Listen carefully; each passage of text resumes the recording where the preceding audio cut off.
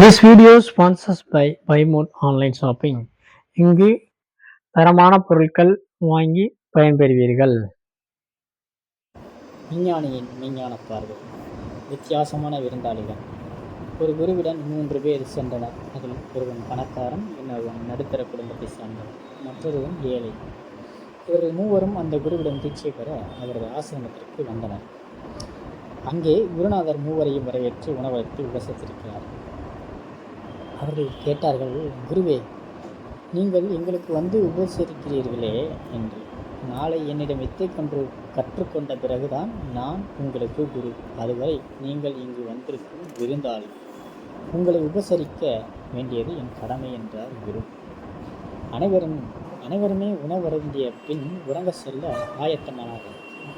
குருநாதர் கேட்டார், இப்போது உங்களுக்கு தூக்கம் வருகிறது. நீங்கள் தூங்குவதற்கு என்ன வசதி தேவைப்பட்டாலும் செய்து தருகிறேன் என்றார். அந்த பணக்கார இளைஞன், எனக்கு ஏசி அறை வேண்டும் என்றான். நடுத்தர குடும்பத்தவனோ, எனக்கு காற்றாடி உள்ள அறை இருந்தால் போதும் என்றான்.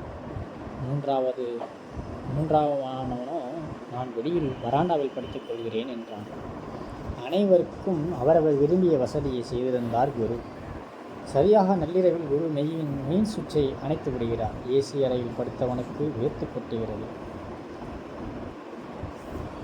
தூங்க முடியாமல் சிரமப்படுகிறான். பாதி தூக்கத்தில் இருந்த 2வது ஆள் காற்றாடி நின்றவுடன் விழித்துக் கொள்கிறான். விடிய தூங்கியும் தூங்காமல் இருக்கிறான். 3வது ஆள் நன்றாக தூங்குகிறான். காலையில் வந்து குரு கேட்டார், இரவு நன்றாக உறங்கினீர்களா என்று. 1வது ஆள் திடீரென கரண்ட் இல்லாதால் வியர்த்து சுத்தமாக தூங்கவே முடியவில்லை என்றான். 2வது ஆள் காற்றாடி நின்று விட்டதால் புரண்டு படுத்திருந்தேன், தூங்க முடியவில்லை என்றான். 3வது ஆள், எனக்கு கரண்ட் நின்றதே தெரியாது, நன்றாக தூங்கிவிட்டேன் என்றான். குரு மேலும் கூறினார், நீங்கள் இங்கு வந்து இருக்கிறீர்கள். ஏற்கனவே இயற்கையாய் உள்ள விஷயங்களில் பல செயற்கையானவற்றை இணைத்து பல முடிச்சுகளை போட்டு வைத்திருக்கிறீர்கள். இந்த முடிச்சுகளை நீங்களே அழுத்துதான் ஆக வேண்டும். தூக்கம் என்ற ஒன்று வரும்போது எந்த இடமானாலும் எப்படி இருந்தாலும் தூங்குவதுதான் மனித இயல்பு. ஆனால் உங்களில் ஒருவர் ஏசியோடு இணைத்து விட்டீர், ஒருவர் காற்றாடியோடு இணைத்து விட்டீர். இவ்வாறு உலகின் உண்மையான ஆனந்தம் என்ற ஒன்றை பல விஷயங்களோடு இணைத்து வைத்துள்ளீர்கள். ஆனந்தம் என்பது இயற்கையாகவே உங்களிடம் இருக்கக்கூடிய ஒன்று. அதை பல சட்டத்திட்டங்களோடு இணைத்து விட்டதனால் அவை இல்லை என்றால் உங்களுக்கு ஆனந்தமே இல்லை என்ற உணர்வு வந்துவிடுகிறது. உண்மையில் ஆனந்தமாக உங்களை வைத்துக் கொள்வது என்பது மிக எளிமையான ஒன்று என்று குருநாதர் அதை எடுத்துரைத்தார்.